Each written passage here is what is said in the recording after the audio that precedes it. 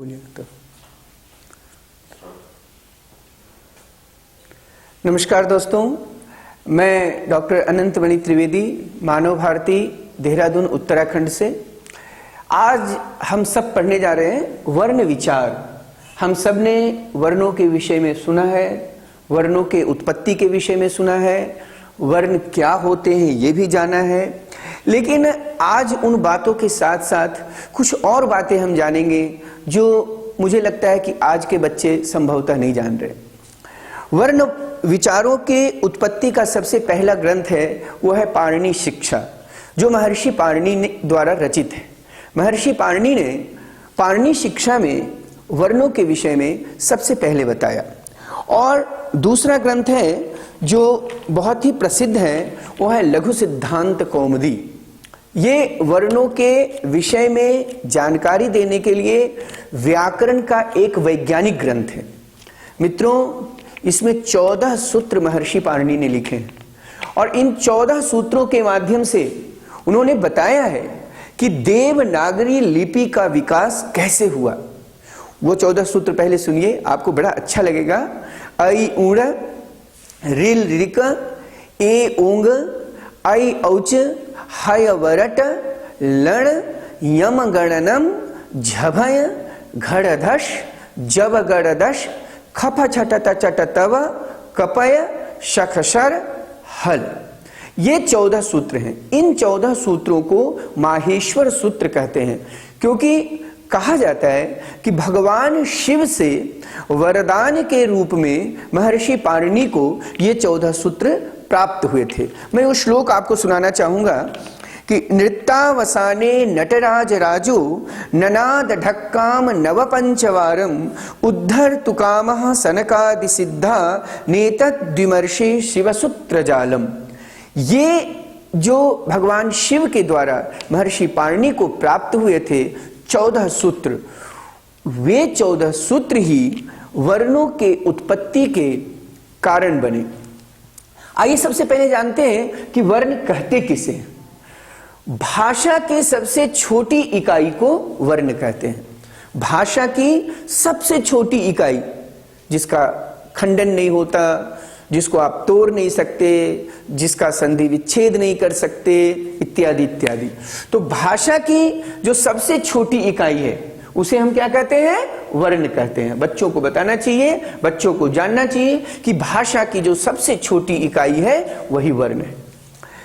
हमारे शास्त्रों में वर्णों के अनेक प्रकार थे। कुछ वर्ण लुप्त हो गए, कुछ वर्ण प्रचलित में हैं। लेकिन अभी जो वर्ण हम पढ़ रहे हैं देवनागरी लिपि में, खास करके हिंदी, संस्कृत और भारतीय भाषाओं में, वे वर्ण स्वर, व्यंजन और अयोगवाह के रूप में 3 रूप में विभक्त हैं, अर्थात बटे हुए हैं। कुल वर्णों की संख्या 48 कही जाती है, 48, अष्टचत्वारिंशत्। संस्कृत में कहें अष्टचत्वारिंशत्, हिंदी में कहें तो 48 और इंग्लिश में कहें तो 48। अभी जो वर्णों की संख्या है वो 48 मानी जाती है। इसमें जो स्वर वर्ण है वो 13 है।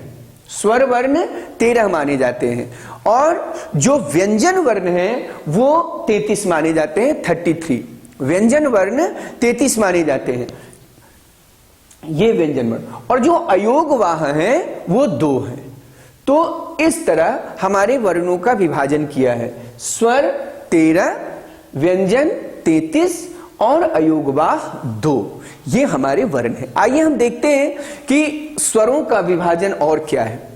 मित्रों, स्वर वर्ण 2 प्रकार के होते हैं। एक ह्रस्व स्वर, नाम लेते ही आपको समझ में आ गया होगा कि ह्रस्व स्वर का मतलब है कि जिसके उच्चारण में बहुत कम समय लगता हो। वो ह्रस्व स्वर 5 प्रकार के होते हैं। अ, ई, उ, री, ली। ये ह्रस्व स्वर हैं। ह्रस्व स्वर अर्थात इनके उच्चारण में बहुत कम समय लगता है, बहुत कम समय लगता है। दूसरा है दीर्घ स्वर। दूसरा है दीर्घ स्वर। दीर्घ का मतलब होता है जिनके उच्चारण में थोड़ा ज्यादा समय लगता हो। वो है आ, ई, उ, री, ए, ऐ, ओ, औ। ये जो स्वर हैं ये ह्रस्व और दीर्घ के रूप में माने जाते हैं। ह्रस्व स्वर 5 होते हैं, दीर्घ स्वर 8 होते हैं। यहां पर प्लुत स्वर भी हमें पढ़ाया जाता है और बच्चों को जानना चाहिए कि प्लुत स्वर इन्हीं स्वरों में से होते हैं, लेकिन उनके उच्चारण में थोड़ा और समय लगता है। जैसे हे राम, ये प्लुत हुआ। व्यंजन वर्ण 33 होते हैं, 33 व्यंजन वर्ण 33 होते हैं। इन व्यंजन वर्णों को हम 3 रूपों में पढ़ते हैं, जानते हैं और देखते हैं। आइए देखते हैं कि इन व्यंजन वर्णों को 3 रूप में हम कैसे जानते हैं। सबसे पहले कवर्ग। कवर्ग अर्थात क, ख, ग, घ, ङ। चवर्ग च, छ, ज, झ, य। टवर्ग ट, ठ, ड, ढ, ण। तवर्ग त, थ, द, ध, न। पवर्ग प, फ, ब, भ, म। ये बिल्कुल ओरिजिनल सात्विक व्यंजन कहे जाते हैं। कवर्ग, चवर्ग, टवर्ग, तवर्ग और पवर्ग। ठीक उसी प्रकार अंतस्थ वर्ण होते हैं जो 4 होते हैं। वो है य, र, ल और व। य, र, ल और व। और फिर ऊष्म वर्ण होते हैं, वो भी 4 होते हैं। उनकी संख्या है 4, श, श, स और ह। इस प्रकार ये जो व्यंजन वर्ण है 33 उसमें 25 कवर्ग, चवर्ग, टवर्ग, तवर्ग और पवर्ग होते हैं। 4 अंतस्थ वर्ण होते हैं और 4 ऊष्म वर्ण होते हैं। मित्रों 2 और वर्ण हैं जिसे अयोगवाह कहा जाता है। होता क्या है कि हमारे बच्चे उन सभी वर्णों का, शब्दों का इस्तेमाल तो करते हैं, पर उन बच्चों को ये नहीं पता होता कि अंतस्थ क्या है, ऊष्म क्या है या अयोगवाह क्या है।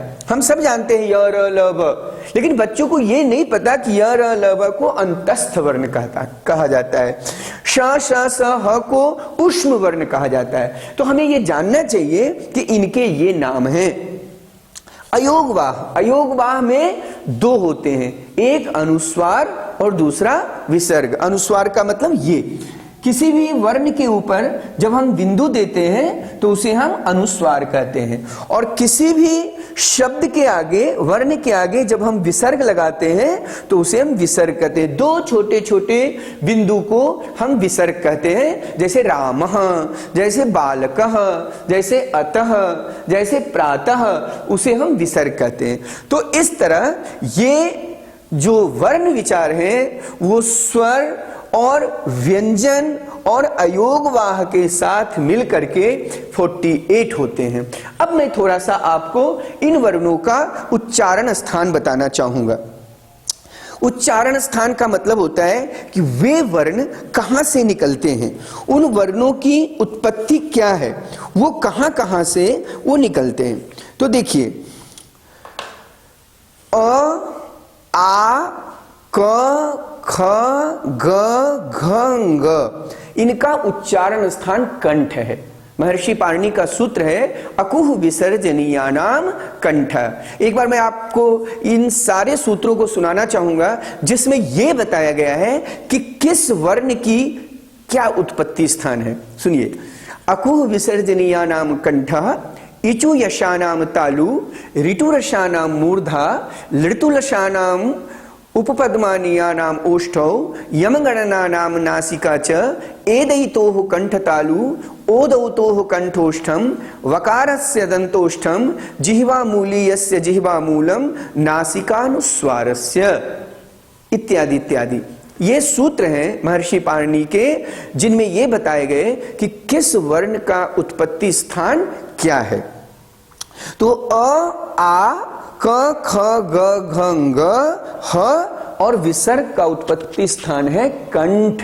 कंठ से ये निकलते हैं। ई, च, छ, ज, झ, य और श, उनका उच्चारण स्थान है तालु।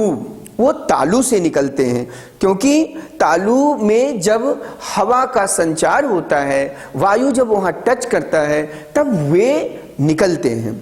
फिर है री, छोटी री, बड़ी री, ट ठ ड ढ ण और श, इनका उच्चारण स्थान है मूर्धा। जिह्वा के ऊपर जब जिह्वा टच होती है उसे मूर्धा कहते हैं, वहां से वो शब्द निकलते हैं, वहां से वो वर्ण निकलते हैं। ली, त थ द ध न ल और स, उनका उच्चारण स्थान है दंत। दंत अर्थात दांत। जब हवा दांत में टच करती है तो ये सारे वर्ण निकलते हैं। उ, ऊ, प, फ, ब, भ, म, इनका उच्चारण स्थान है ओष्ठ। प, फ, ब, भ, म। अगर हमें पापा बोलना है तो अगर हम दोनों होस्ट को पकड़ लेंगे और अगर पापा बोलना चाहेंगे तो नहीं बोल सकते हैं, क्योंकि पवर्ग का जो उच्चारण स्थान है वो होस्ट है, होस्ट से ही वो निकलते हैं।